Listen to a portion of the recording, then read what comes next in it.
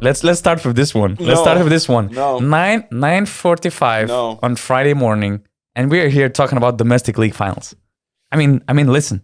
The commitment. We're talking about the domestic league finals, not even the yearly finals, not even about the NBA finals. We're talking here. We're here talking about domestic league finals. I woke up at how silly is that, man? At 6:30 to rewatch the Turkish League semi-final game 3. So man, my day started at 5:30. 5:30. Basically, because of my son. I went to sleep after 12 o'clock because we had some great game 4 in the LKL finals. Wow. The amazing game winner from Marcus Foster. So it was a long night. And I went to sleep, but at the same time, my son decided to wake up for some reason at 1 o'clock. And somehow we made him fall asleep again. And then, since the sun rises really early, and now in Lithuania, our room gets very bright in the morning. So at 4 in the morning, he thought that it's enough of sleep. Yeah, it's morning. Let's start the day. We put him in our bed. We tried to make him asleep. I don't remember how long it took. He was just kicking our heads, kicking us, crying, and basically 5:25. I wouldn't say woke up. I woke up earlier, but I decided that this is it. I mean, now we probably need to start the morning. But at the same time, later we had some big conflict changing diapers with my son. But like a few minutes later, I had this amazing father and son moment. So my son was already playing with toys, with cars, and I was watching Greek League Finals game 2. And he's a big basketball fan, and he heard probably it was fans cheering, probably it was the sounds of sneakers, whistles, and everything. He stopped playing with toys. He came to me. He went on the sofa, got up on the sofa. He sat next to me and started watching game, and he started just cheering after I made shots. So I was like, although I was so mad on him due to all the things that happened during the night, also due to this diaper conflict. I mean, it was that amazing father and son moment when we were there just watching domestic league finals, game 2 of the Greek league. And, my son was cheering, watching both teams actually score. Your son knows the weak spot, the weak link on your defense. Yeah. But he really watched a 5 Olympiacos lineup of without Walkup, Kanan, Vezenkov, and Slukas to end the game 2. He didn't know why Walkup was ejected. He didn't know why Vezenkov was out. He didn't watch the main material. Yeah. Wow. Talking about that game 2, what's the first thing that stands out to you? By the way, if you didn't press like button yet for us doing the podcast at 9:45 in the morning to talk about the domestic league finals, what are you doing here? I mean, what you're waiting for? So before we go to talk about this game, click the like button, subscribe Basket News channel, and follow us on basketnews.com. Join our BN Plus community on basketnews.com/plus. We have some great extra features. Now we have some great rumor central on BN Insider. And a lot of other stuff. Short shout outs to subscribers who subscribe us on All-Star or GM level. It's Paulius Tinteris, Hufvan, Kristas Pokytis, Gabrielius Serva, Sports Cards Time, Lukas Ucevic, Janut Georgescu, Alex Sirigotis, David Zamzla, and Dennis. And of course, big thank you for 185 BN Plus members already. The Basket News Insider got quite a few members plus the last Q&A session. So yeah, and we will update the, I would say, verified rumors, but not verified enough for them to make the reports on basketnews.com. And yeah, we try to be very selective with the information we're providing. It's not like we're putting everything here, but we're just sharing what the basketball people are actually talking behind the scenes. We're not just picking some information from Twitter, from basketball forums, websites, or whatsoever. It's kind of, verified rumors. So I think it's an amazing feature that we have on the Basket News Plus. It's really worth the subscription together with all the other things that comes with it. But just seeing what is happening on Twitter like recently, and just it's like I'm not against people who are doing it. I'm really, it's really nice to have insights about what's going on, but I think we have to be more careful with the information that's being put out, because right now, you hear maybe one thing from someone and you put it immediately to the public, even though it might not be true, and just then you see the players getting, signing with 3 different teams on 3 different days because 3 different people are reporting, and then it's like, why are we're doing this, So I think, to have this be an insider, where we can really put the information that's maybe, not worth the article, not worth tweeting, because I know that you have so much stuff, going on behind the scenes that's not, being put out to Twitter to everyone. So that's really cool, I think. And it's just, I think, I wish everybody would check information as much as Donatas does before really putting it out. So that's really cool. Thanks, man. About the game. What do you want to talk about first? Because you want to talk about the ejection, about injury, about yogurt attack. Yogurt attack. That's the first time. Sounds cool, right? I saw something like that, which is actually fine. I would prefer yogurt attack rather than stone attack. Flares attack. You like yogurt that much? What's that all about? I mean, yogurt attack. I just feel that yogurt is soft attack, soft mode of attacking. So I don't know. I prefer this way, attacking somebody this way. You know what else was soft? Ooh, the ejection. Thomas Walkup ejection in my eyes. The softest ejection we've witnessed in years. And we are now walking a fine line between the Olympiacos fans and Panathinaikos fans, but every day. But I think that ejection was, first of all, that unsportsmanlike foul against Paris Lee was a basketball move of protecting yourself, and he was just unlucky, I think, to hit him in the bad spot. But I mean, I really think that the second one, the technical for flopping, was even worse. Yeah, I was about to say, it's unfortunate. You hit him in the bad spot, but the second one, the guy falls down. I don't think he does that on purpose, and then he's already like, you see him wanting to stand up as quickly as possible. That happens on the basketball court. You might get pushed in the moment when you do not expect it, and you are on the floor, and the referee immediately calls a technical foul on you for flopping. So, which means that you're thrown out of the game, and that's the thing.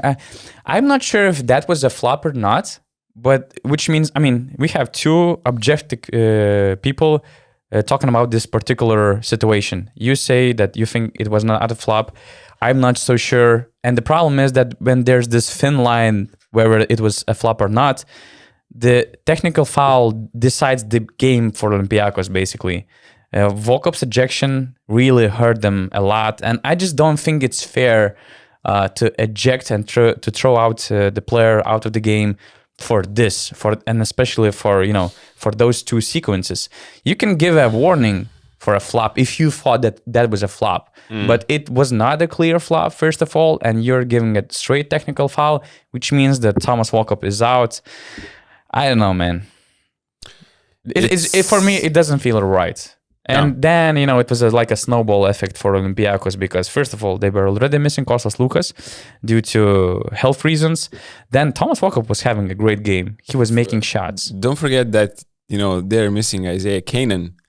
Exactly. It's like he's not part of the team for the finals. Yeah. So you miss him, you miss Kostas Lukas, then Thomas Walkup gets thrown out. Walkup had 14 points. He was 6 from 8, and he would have been super important for Olympiacos in the decisive moments of the game. And the worst part that happened, that on a night when you don't have Isaiah Cannon, Kostas Lukas, and Thomas Walkup, you have Shaq McKissick hitting 1 from 7, Giannulis Larizakis hitting 1 from 8. So it's really hard to win a basketball game when you don't have Thomas Walkup, Kostas Lukas, and then Sasha Vezenkov as well. Yeah, and Walkup finally, everybody's playing right now him the same way. And they're going under and they're forcing him to shoot. We saw that in the Final Four with Monaco and then Real Madrid doing similar, more Monaco, but Real Madrid were quite different about it. But we see Pau doing the same thing, and he hits those shots. He's able to still be efficient and not fall. Let's say he doesn't allow that tactic to be successful in this game and in game one, and all of a sudden he gets thrown out of this, and then Olympiacos have to finish the game with, if I'm not mistaken, a lineup of Mustafa Fall, Alec Peters, Shaq McKissick, Papanikolaou, and Larenzakis. And who is your primary ball handler? Who is your creator? Kostas Papanikolaou hit one big free. Yeah. But that was a defensive mistake from there was a pick and roll, and Grigonis thought Papagiannis is going to switch that screen. He doesn't. Papanikolaou is completely wide open because Grigonis just stops playing, obviously because there is no chance for him anymore to recover, and then he hits a big free. But in general, if you look at this lineup for the last 5 or 6 or 7 minutes, you lack scoring, you lack creation. All these guys are great around great players, around Slukas, around Vezenkov, together with other guys. But when they have to create by themselves, you have a game which finishes 67-65. And Shaq McKissick attempting a contested three-pointer is already a victory for the defensive Definitely. And by the way, Papanikolaou had a really big game. Wow, he played all 40 minutes? All 40 minutes he played, yeah. Wow, 15 points, 7 assists, 4 rebounds. I think in the fourth quarter he scored 7 or 8 points. And he was, again, very important. When it really matters, he's always showing up. So it was a big game by him. But, I mean, we already mentioned that it's almost impossible to win the basketball game without 3 guys. I mean, during the season, Slukas, Walkup, Vezenkov, they combined for 44% of Olympiacos' total points, 48% of performance index rating, at least in the EuroLeague. But at the same time, I also want to give credit for Panathinaikos guys. I wanted to say that. Let's not forget Pau's team. Yeah, and it's hard to exclude one guy from this team because this team is not about one guy anymore. Yeah. That guy left already, but maybe I will start from Mateusz Ponitka. I think that he started the game really nice. He did a decent job stopping Sasha Vezenkov before he got injured. And of course, in the end, he created a lot of advantages for Panathinaikos. For instance, on the post-up, drawing a double team, then kicking the ball out to Mandzukas, who played a big role in the fourth quarter as well. And then in the last minute of the game, that great step back over Mustafa Fall. Tough. And on the other end, you play a great defense against Shaq McKissick and putting him in a most difficult situation to score that three-pointer. So it was a all-around greatness by Mateusz Ponitka in this game. And just listen to what you're saying. He's guarding Vezenkov on one side and then creating advantages against the guards of Olympiacos in the post, because he is just, so versatile. He's a versatile guy, all-around guy. What's one thing he does really well? You can't really say where he's exceptional. Let's say Vezenkov is at off ball. He's good at and above average in so many different things, and that's why he's so, let's say, efficient for that team. That 3-pointer was tough shot. You're not used to that from him. Maybe when he's playing for Poland more. Yeah. He really brought us back to Eurobasket memories and that 40-point game. That last defense on McKissick, I think he had a perfect distance from him, not allowing him to get too much of his speed, but also, being there to contest that shot, even though that's the shot you want McKissick to take. But talking about Pau, I did not watch, let's be honest, we probably did not watch them for the last couple of months because, There was no reason to watch them, to be there was no honest. reason to watch them. There was, the EuroLeague, they were not in the playoffs. Last month of the EuroLeague regular season, you were probably watching the games that involved the teams that were about to qualify or that were about to play the playoffs. And they were just not a fun team to watch in my eyes. But because of the body language, because of the disconnectedness in the team. But right now, I watched them for the first time after a longer time. And it's like, okay, this is a different team that we saw from the beginning of the season. They're fighting. They are actually trying on defense. They are trying to support each other. I mean, just a huge improve after the first part of the season. They still don't have right now, they lack the number one scoring option on their team. Paris Lee, Marius Grigonis are trying to be those guys. I think they are really solid, secondary ball handlers. So I don't expect from them some beautiful basketball because I don't think this roster can do that. But they are 1-1 in the series against a team who played in the EuroLeague final, and they had a solid game one as well. And they are grinding. I like how Paris Lee and Grigonis are trying. They're both relentless. I love how Kalaitzakis are stepping up from the bench and just playing solid defense all of a sudden on Kostas Lukas in game one, stealing the ball 2 times from him. Just Gravanis is hustling a lot of guys. Greek, those Greek local guys, all of them, just playing solid basketball, just doing all the little things for the team.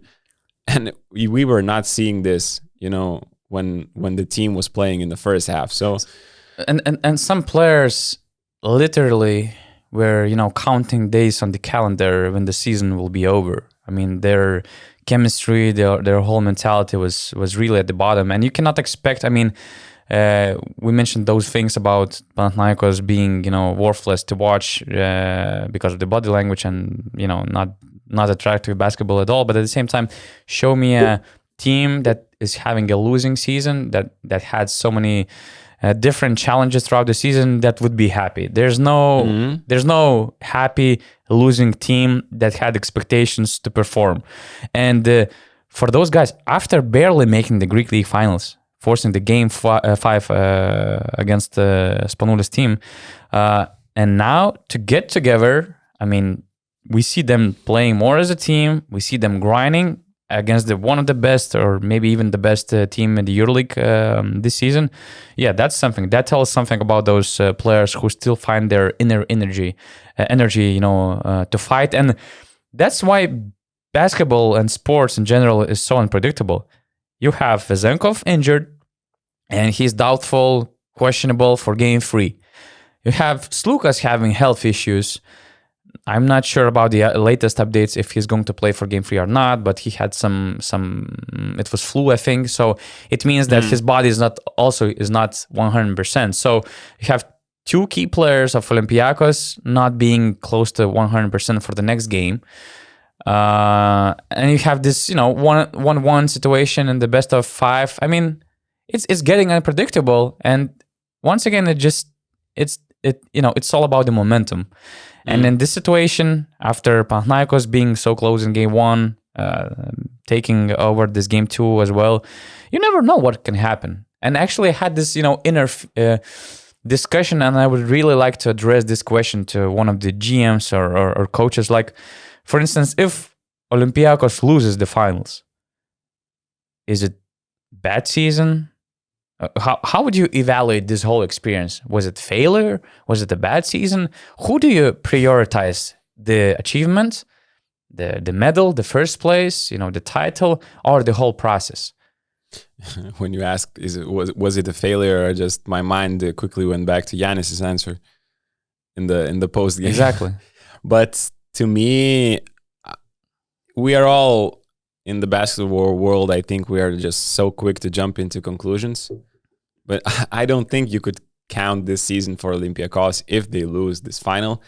I don't think you could say it's a failure. Mm-hmm. I mean, they were playing the best basketball in Europe for for the biggest period throughout the season, let's say they were the best team if we are counting, days or months or weeks or whatever. I think they were the best team for the most weeks throughout the season. They did not win the EuroLeague final by one shot, and if they, let's say, lose this series 3-2, they lose both finals. But there are no medals and stuff, and obviously it is what counts on this stage. But to me, it's important to also remember how they played, how they arrived there. And I don't think one shot of Sergio Llull can really, make you say this was a failure. It wasn't the best of the seasons because you did not arrive to the ultimate goal. But to say that it was a failure, I think it's too much. I remember I had a discussion with one GM about kind of similar things, and I think that he emphasized that the result on the court or on the standings is like, a final thing. Let's say at the top of let's say it can kind of evaluate your season on the surface for a lot of people, but at the same time, it shouldn't be the final indicator of your season. And this final result is just also an outcome of some things you cannot control. And at least that GM who I talked to, he emphasized the meaning of the whole process. Because, even if Panathinaikos wins, it will be huge. They lost 14 games in a row against Olympiacos. The last time they won against Olympiacos was like 2 years ago, I think. At home, maybe 4 years ago. So they had a really bad stretch, and it's great that they won and they have a chance to win the title. But it would be hard to see them very happy about this whole experience, right? And what do you take, the final, the title, or the whole experience? It's a difficult question because your brain kind of tries to trick you and say, how can you be happy about the whole process if you lost the finals, for instance, if you lost the EuroLeague final? But at the same time, probably you took more from the whole experience from the final result of the final series, right? I don't know if you or anybody or listening to it can understand what I really mean, but I think it's very philosophical question. What's the goal of the basketball team, of the basketball season, and what's really important? Probably it's about the perspective that you have, and a lot of people have different perspectives. Owners who invest money, maybe they just want winning. The coaches, fans, the GMs, the players. All those players, they really grew a lot. They really improved, and that's what they can take the most, probably. But yeah, fans have different feelings. So everybody wants titles. That's obvious. Players, owners, fans, everybody. The media that's rooting for you. Everybody wants titles. But I think that you can be happy with a season even though you don't win that. You are not maybe happy for 1 week after that Sergio Llull shot.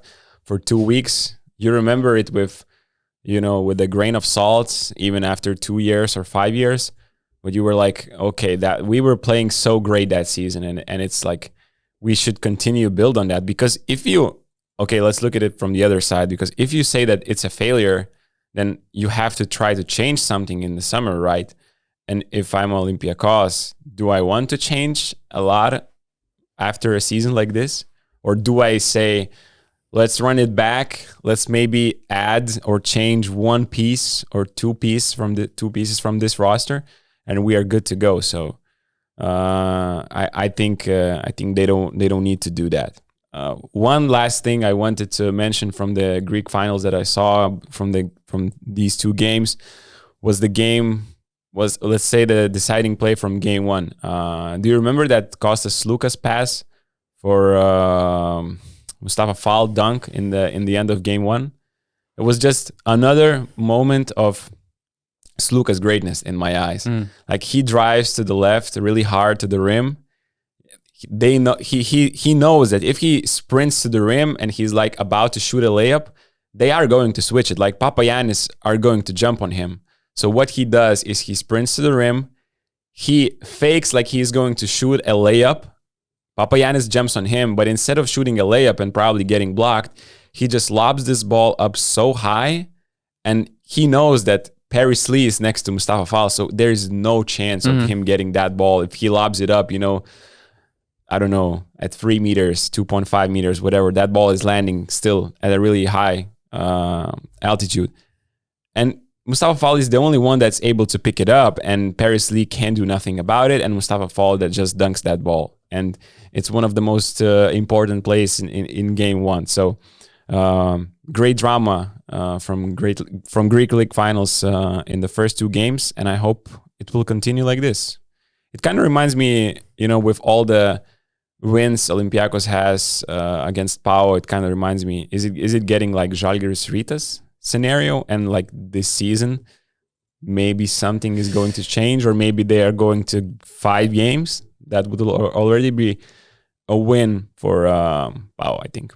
I just think that Rytas had a better season and better experience for throughout sure. the year than Panathinaikos. For sure. Panathinaikos faced way more challenges and difficult situations. They went they didn't have anything basically great. Yeah, and in this season we will have a short discussion about Rytas and Žalgiris finals for our Lithuanian fans, but at the same time we have to show love to the highest quality series so far we're experiencing. It's really so weird to watch Greek League finals, Lithuanian League finals, and then when you put on Efes and Fenerbahce game on your screen, it's a whole different basketball game, to be honest. You know what I thought this morning when I started the game, game 3? I was like, is this going on like 1.25 speed or 1.5 speed? Because everything is just happening too fast. And the ball is moving too fast. Falling in, to be honest. And shots are falling That's in. weird. Like the start of that game, everybody just making threes. Yeah. And I think Efes finished the game with like 7 3-pointers. And Fener hit like 16 or 15, and they did not win, which is crazy.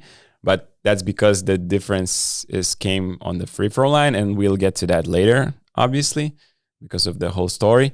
But to win a game when you make 8 less 3-pointers and you hit your last 3-pointer at the start of the fourth quarter, for the last 9 minutes, I think, or 8 minutes, Efes do not make a 3-pointer, and they come back from -8 to win that one. Wow. So that was amazing. But as I said, in the first half, I was like, there is a free. There is Vasilija Micic hitting a fadeaway 3-pointer on an out-of-bounds play.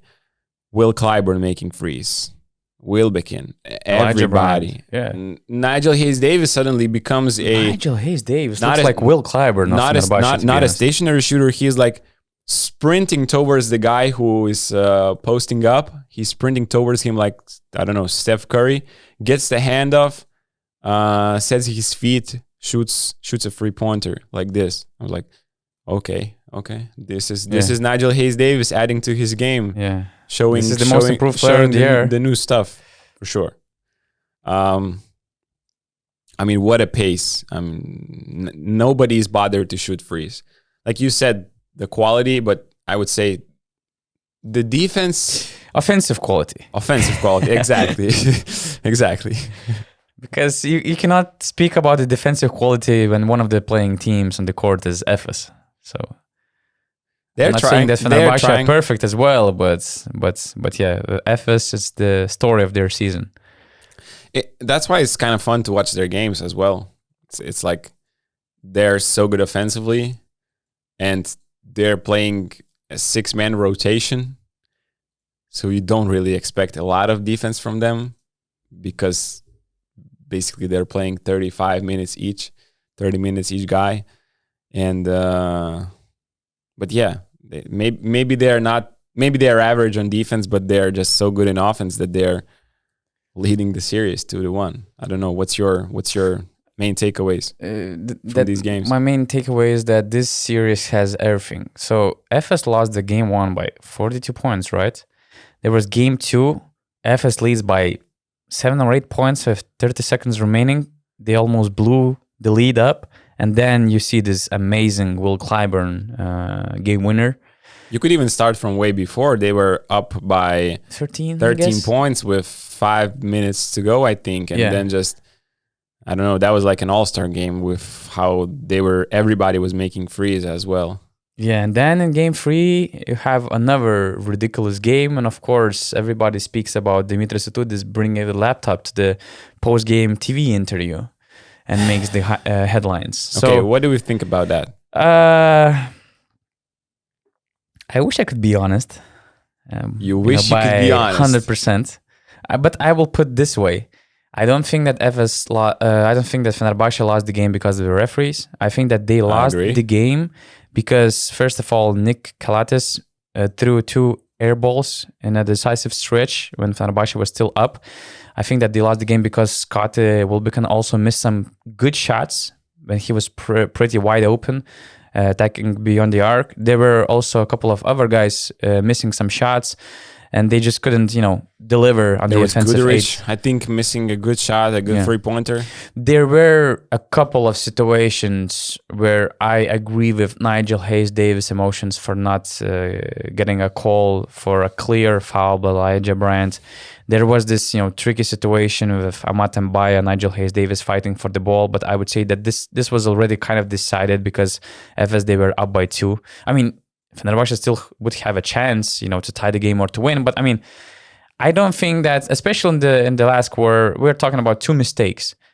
I don't think that these mistakes, and we're speaking about the mistakes made only for, in expense of Fenerbahce. I didn't see referees doing a good job both ways. I would agree that maybe refs did more mistakes and kept, Fenerbahce more hurt about the situation. And we cannot say that refs did a good job because they were actually suspended until the end of the season. But I wouldn't say that it had such an impact that it was the main reason why why Fenerbahce lost. And I wouldn't say that it was the reason why Dimitris Itoudis should have brought the laptop on the post-game interview and to emphasize those things. Do you agree with me? Do you even think, even if, let's say, refs make 20 mistakes, do you think it's okay to bring your laptop to a national TV or whatever that is, TV post-game press conference? I think that's too much. Why do you need to do that? Why do you need to be over excessive about this? You can be unhappy in the post-game conference and everyone will hear it. Why do you need to bring a laptop? It's so funny, actually. It was so funny, when Coach Itoudis asked his assistant, I think, I don't remember who that was, but just asked him to play some clips, when he asked the cameraman to zoom the laptop that they brought. I mean, that's some Hollywood. Send the clips to the TV guys. They will play it on. And I really think that it's more efficient to send those really clips want to to the do that, referees I think association or whatever they have in Turkey. I mean, that's some Hollywood, I would say. I think for sure there were some missed calls, as you said. To me, the one that stands out the most probably was the foul on Amat Mbaya offensive rebound, where he got 2 free throws out of that at +2. But do you think the refs allow too much for European coaches actually? Yes, because I do. I think they're allowing too much for the coaches to I think refs allowing too much and coaches themselves allow them too much. Exactly, but if the coaches are doing this, make a purpose, make an emphasis on this rule, like NBA does. Every season they introduce an emphasis on some kind of rule. And I think we saw too much from the coaches this season on the sidelines. And you maybe make an emphasis from the start of the season. You could appeal the calls, but make it in a respectful way, in a different manner.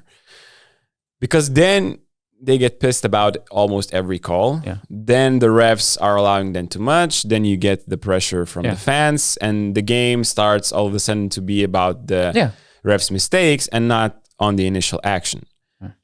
Talking about that action, you said you mentioned that Fener didn't really lose because of the free throws. I partially agree on this one because The game was tied, I think it's 89. And the 4 next points of Efes do not come from free throws. They come from 2 field goals where Vasilij Micic hits the mid-range jumper against, the defense of Motley and Wilbekin. And then it's Clyburn posting up Nick Itoudis and Fenerbahce not sending a double team, which is really weird because do you expect really Nick Itoudis to stop Will Clyburn in the post? It's going to be interesting to see if on this matchup they're going to continue defending him this way. Maybe it was simply because, it was the last seconds and the team wasn't really focused on the matchup, the other guys. But as you said, you can't really be angry at the refs when you allow 4 points like this. You could just play better defense, and maybe then you would have a better chance of winning. Yes, there were missed calls. I would say 2 of them. But at the same time, during the game, I saw some missed calls to the other side as well. So it's just, the timing for these 2 especially plays was, the clutch moments. So, I also understand Fener fans that are unhappy and that are probably going because refereeing was bad. Yeah. But that shouldn't probably be the main topic, I think. No. That's what the message we want to send, right? Probably. And it's just... Fenerbahce fans are going to kill us now after this. But it's... I don't know. If they win game 4, they're going to be fine. And they were in control to win this game. I believe it is going 5 games, to be honest. From what I saw on the court, I think it's going 5 games. My main concern is Fener's response, psychological response after a loss like this, after what happens after the game, and all of that stuff. That's my main concern. But I really think they're going to bounce back. Yeah, because they were playing really good in this game 3. In game 2, I would say that Efes, they were kind of better, and Fenerbahce still almost managed to pull that one in an incredible manner. And then game 1, I mean, it was a total domination by Fenerbahce. So these are very tight series, a lot of talent on both sides, and I'm sure that Itoudis will make a great tactical adjustments, to change some situations. Oh, you can bet on that. Yeah, and for sure they're gonna come back, and I agree with you. It doesn't matter they're gonna play in Efes gym right now, but I really expect game 5. And in some way, I really thought that Fenerbahce will win this series before the series. I just thought that they were in a better momentum. I just thought that they were more consistent throughout the season. And I really thought that it matters for them more than for Efes. Because we were questioning Efes, motivation, hustle throughout the whole season. And I mean, when the EuroLeague season is kind of over, expectations weren't fulfilled. You're disappointed. Your head coach is already signed. Your head coach is already making moves for the other team. It's very easy to lose the control of yourself, to lose the motivation, and just let your opponents to go away with the victory in the semifinals, especially when you face such a great team as Fenerbahce. So I'm kind of, surprised, or I would say maybe impressed by the character that some players showed. And I would also emphasize the importance of, I wouldn't call them role players, I would call them assets, players who help the star players. So Tibor Plais is having amazing series, stretching the floor. He's very efficient shooting the ball. I just had his stats in the series, and he's averaging 14 points per game. On 70% 2-point shooting, 6.5 rebounds. Elijah Bryant, an amazing series, 3 points per game, 6 rebounds, 2 assists, well-deserved extension. I think that it was a great move by Efes. I think he's a really great all-around asset for a team like Efes. He's usually efficient offensively, and he really tries hard defensively, one-on-one especially. I mean, from team defense perspective, it's different, but I'm not going to judge anybody on this team because just the whole team defense also depends on the, head coach. And I wouldn't say that, head coach has enough discipline in fixing the defensive end throughout the whole year. So it's all those players can look defensively. They might look worse when they really are. So I wouldn't say it's about them, and I wouldn't say it's their issue. So yeah, and of course Will Clyburn is just amazing. He's him. And I'm actually, again... I remember him tweeting after, I think, Monaco Maccabi, one of the games, or maybe game 5, where Mike James just had that first half. He was like tweeting, "I'm him." And like after the ending of game 2, I was like, yeah, you are him. Yeah. 4 free-pointers, all of them are extremely tough, and he just hits them both. I think all of them were swishes also. Yeah. And I love the passion of this guy, because it really feels that for him, this series is personal. And I think it's also personal because of his, him clashing with the fans on social media. He gets a lot of hate. He got a lot of hate from Olympiacos fans for his Final Four predictions.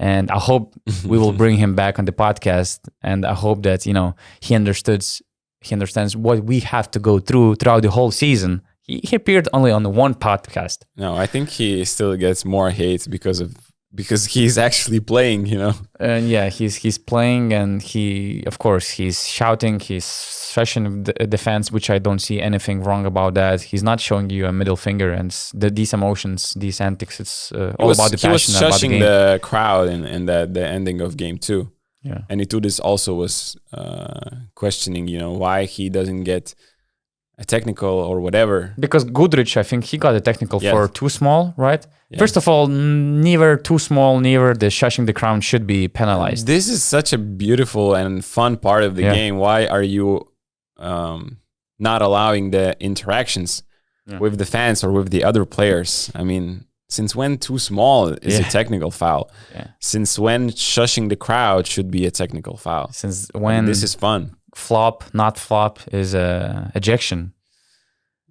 Yeah, a lot of things, and you know what?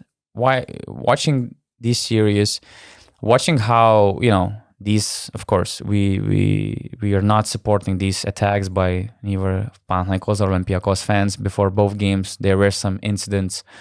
That's why Olympiacos team even got the fine of playing one game without fans. And of course, there were things with Panathinaikos fans as well. Then after the game, you see clubs making official announcements on their websites, blaming referees. Now you see the series between Fenerbahce and Efes, and you see Dimitris Itoudis bringing the laptop to the post-game interview. And it just, a lot of stuff is happening which is not related to pure basketball. And in Lithuania, why I'm proud of our LKL final series, we don't have this, bullshit between the owners, front offices, between the fans. Okay, there were some incidents in Kaunas, I think, where there were some incidents with Rita's fans being attacked by some Žalgiris fans. But okay, it's kind of a part of the business. At least it was not something organized before. And we having it did really not happen in the gym. Yeah, and right? we are also having there are no attacks from fans toward players or coaches or whatsoever. It's just some things between fans outside the court. We're having really high quality refereeing. We have one of the top referees in the EuroLeague, Decisive, officiating in the final series. And then when you watch what's happening in Greece and Turkey, when you watch that some of the best referees are refusing to officiate in ABA League finals. That's crazy. News that made me really sad. And to kind of realize that if they make this decision, I mean, that means what kind of the pressure they're getting, that they're sacrificing this, opportunity to do to do what they actually trying to do, to officiate in the most important games of the season. That's really sad. That's really sad how much of unnecessary noise around those around those series. And Lithuania, it's mostly about, okay, both teams are not making shots at all. Both teams are making the series ugly. A lot of things are different when compared to the level that Efes or Fenerbahce provides. But at least it's all about basketball, and that's the best part. And it's great that we're gonna have a game 5 in Rytas and Žalgiris It's series. about basketball and fans being great as well. Yeah, on both courts. I mean, you can laugh all you want, but Marcus Foster saying that Rytas gym is a mini Oaxaca, there's a word mini for that because it's really small and the fans are so close, but it's such a huge advantage it gives to the Rytas team, and what an amazing comeback from them yesterday, coming back from 7 points down in the last 2 minutes. Marcus Foster hitting that layup in transition. That's beautiful. What's beautiful about basketball is you miss 2 free throws, and then you don't need to call a timeout. There is no set defense. You can just go out in transition and run, and that's what Rytas are good at doing this. Marcus Foster is the number 1 player to do exactly that in the transition, and he just went with his speed, with his power, and made that layup. That was probably the most easiest of layups he saw all the game. One of the most easiest game winners shots. maybe for him. Probably yes, and I'm really glad that this series, the LKL final series, are finally competitive because we are not used to seeing this competitiveness in the last 10 years maybe. It could be a lot of years, to be honest, because if I'm right, the last time we had the decisive do or die game in the final series, which was maybe game 7 even back in the day, it was when Rytas was playing Žalgiris, when Kurtinaitis was the head coach, and I think that Žalgiris was coached by Marcus Brown and Dainius Šalinga. By players. Because crazy owner decided to fire the head coach in the middle of the final series. So I think that was this last... We might be mistaken, but I think you are right about this. Yeah. The last decisive game that happened was in that series, and there were some crazy stuff going on and there. Exactly, there was a lot of non-basketball related drama. And here it's all about basketball. And for the foreign people that are still listening to this segment, Žalgiris in the finals against Rytas in the last 13 years, I think, Jonas Lakšas, our colleague, counted this. Žalgiris had 25 wins and Rytas had like 2 wins in 27 games only in the final series. So that's how competitive our final series have been before. And right now we are going to have a game 5 on Saturday, and Žalgiris Arena are going to be sold out, as well as the Rytas gym of 2.5K was yesterday. And 1 game, anything could happen. Marcus Foster could have 35-point game. And Margiris Normantas could have a 34-point game, just like he had in the regular season. Or Žalgiris could make 16 3-pointers, just like they did in game 3. Who knows? And one last thing I want to add about Marcus Foster. He's a hell of a scorer, and he was scoring a lot for Rytas throughout the whole year, especially in the most important games of the season. And in this game, it felt it was one of the worst important games for Marcus Foster. Even his shots were not falling in. The ball was spinning out. Exactly. And before the fourth quarter, I think that he had like 4 or 6 points, and it was like at one situation, I think it was in the first half, when he was subbed out after his second personal foul. He not just left to the bench. He went to the tunnel of the gym. He left the floor. He spent there a couple of minutes with himself, not mad because of being benched, but just being concerned or mad about himself, about how the game was not coming to him. And then he returns.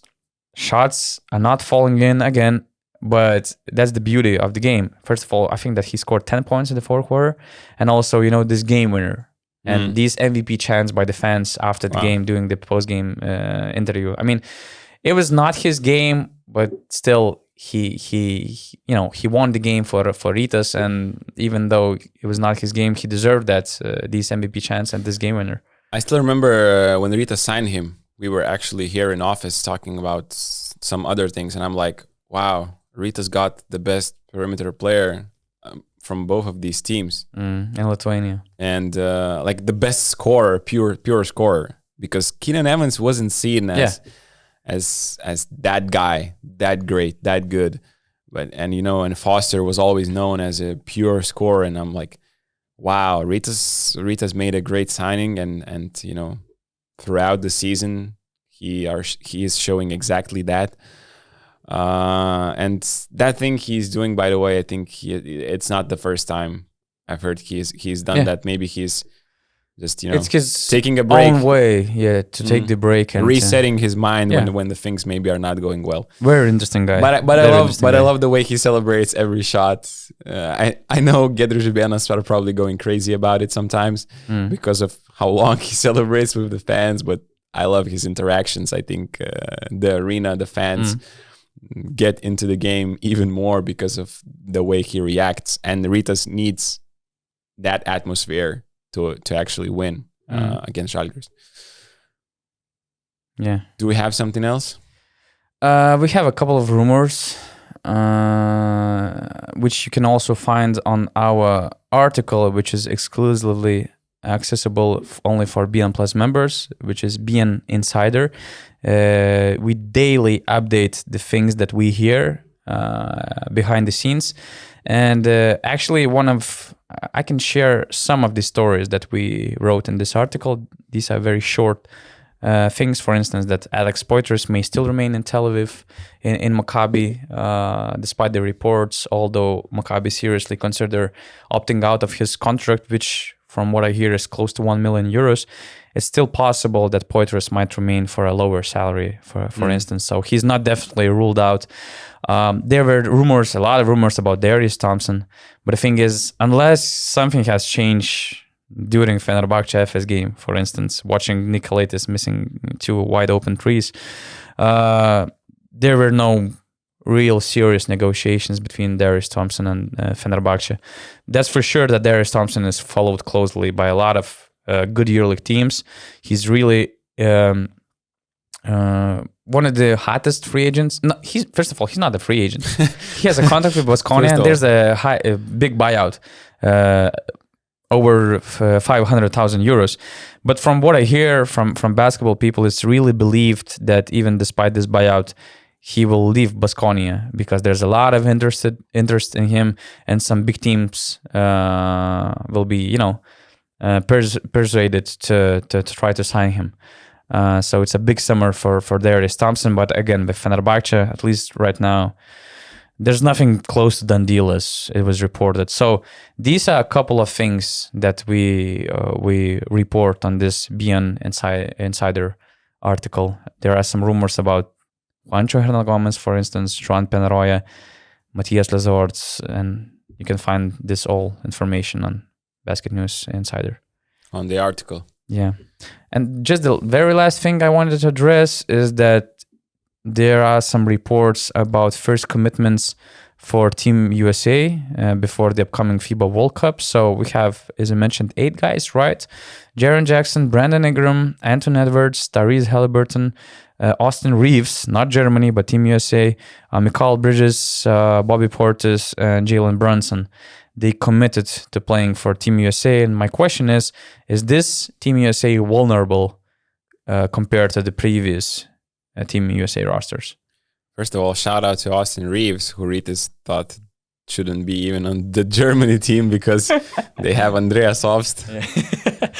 But obviously, he broke out completely during this season for the Lakers and is now making the USA team. What I like about this team is that all of these guys are basically making or will make, a lot of them debuted for Team USA. These guys are hungry to prove they are among the best.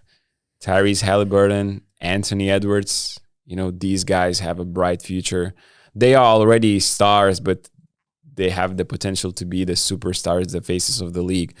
Jalen Brunson, I think he fits really well to the European game.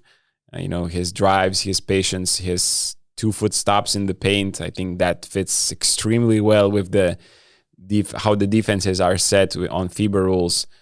And Jackson Jr. is a cheat code defensively, can shoot the ball as well.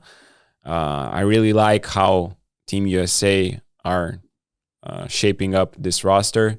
I still think they need a couple of big names. And I think that they need veterans. To be exactly. You need 1 or 2 stars, superstars to join, and you will be more than fine, I think. And I would say that they need a couple of FIBA veterans, somebody who has played FIBA game, because I remember all these documentaries, the Redeem team and others. And one of the main reasons why there was this stretch when Team USA was losing was because, okay, they brought these young stars, young promising players who established themselves already in the NBA, but they were lacking of FIBA playing experience. And of course, that experience which could have been learned from veteran players. So I think that's the thing that Team USA is still working on, or at least it was not reported yet who are joining the team from the vets. Mikal Bridges is also there. Like, that's the guy you want to watch for next season, because he is going to be all-star for sure in Brooklyn. But I agree, they need some guys who have been there. I'm not sure if they're going to get some of those though. I mean, are these already the biggest names, or are they going to announce the stars, 1 or 2 stars, the latest? It's going to be interesting to see, but I'm really excited about these names. Like these are the young guys that are going to be the faces of the league really soon, and just I want to see how they do on FIBA court, but I think they will be fine. You still treat them as, the odds to win it all in FIBA World Cup? I think they're the team, one of the 3 teams to beat, top 3 teams to beat. These are great players, and I mean, it's only 8 guys, so they miss 4. But I think what other 2 teams you would say are the favorites? It depends on who are gonna play for those teams. Like I think we're not going to see the strongest rosters. That's the thing in this year's World Cup, and I think a lot of players are going to sit out. Not maybe the stars, the main superstars will be there. Giannis, Luka, Jokic. It's all about supporting cast that they're gonna bring together. And I think a lot of guys are not going to be there because the Olympics are there next summer. Because if you're playing both World Cup and the Olympics and the season, you're probably playing 2 years with a rest of maybe couple of weeks. Because basically you have the Olympics in the end of July, I think, start of August. So the preparation has to start a month before, end of June. You finish your season after starting your season in the World Cup. You will finish your season early June. So you have like 2 weeks between that. And after the Olympics, if you play there, you will have to go to the European season. In preseason camps will be like starting 2 weeks also. It's crazy. It's crazy schedule. So I can see why a lot of guys are skipping this summer. Yeah. Although I would really love to see full Serbia roster and, of course, healthy Greek national team roster, because they had most of the guys, I think, last year. It just were too many injuries throughout the whole process. So yeah, of course, we will cover the FIBA World Cup getting closer to the tournament. But yeah, that's all this time. Next week we might have Rytis coming back from Riga, where he went to basically to commentate NBA games, NBA finals. So we might expand on this topic as well. And yeah, throughout this weekend, we have French League finals starting with Monaco against Victor Wembanyama. Italian League finals are starting on Friday. We actually have Game 4 in Turkish League semifinals. It's so weird to call it semifinals. At one point, I even got confused, or somebody else from my colleagues got confused. So no, that was me. Oh, you were there? That was me. Okay, because it's weird to see them fighting in the semifinals. So yeah, they're playing on Friday as well. A lot of action.